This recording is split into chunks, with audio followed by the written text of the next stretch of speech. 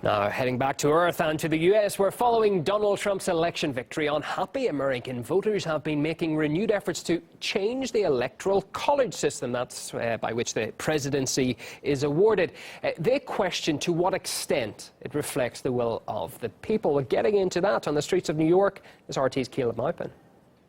Every 4 years, the people of America elect their president, or not. Not directly. They elect the electors, and then the electors vote for the president. So it's not the popular vote that determines the president. And no one seemed to mind that very much until 2016. Love Trump, take! Love Trump, take! Donald Trump won the presidency with a clear majority in the Electoral College. Everyone agrees on that. But 10 days later, many people still cannot accept it. Donald Trump has got to go! Bridges out walls! Bridges out walls! Bridges out walls! On top of all the protests, university professors have canceled classes. Helplines are being flooded with calls, and now a national petition has been launched with calls to overhaul the U.S. electoral system abounding. Senator Barbara Boxer introducing a bill to scrap the Electoral College and determine the presidential winner purely on popular vote. You want to get rid of the Electoral College? Just count the votes. It's ridiculous. Hillary, you're a lawyer. Love it or hate it, but this is how American presidents have been chosen for over 200 years. So why is everyone so upset now? We decided to take to the streets of Manhattan, a very pro-Clinton place, to gauge public opinion. What do you think of the Electoral College? Yeah. No bueno.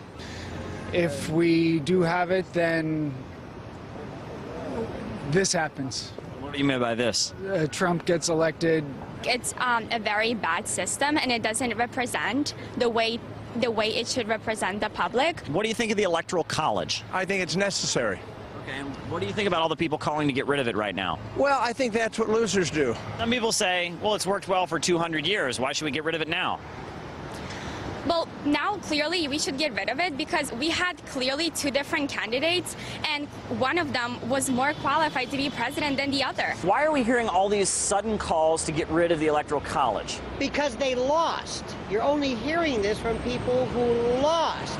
Had they won, they'd be applauding this wonderful system of ours. And why have we seen such an extreme reaction to Donald Trump's victory? Well, that's the million-dollar question. What's the most ironic is that you see people who are rioting, screaming, yelling, carrying on, who demanded from Donald Trump that he accept the results of the election.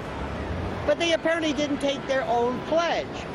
This acts as a psychic potentiator. It unleashed the worst part of many of us. In the past, no matter how close the vote was, Americans accepted it and moved on, only waiting to complain until after the new president was sworn in.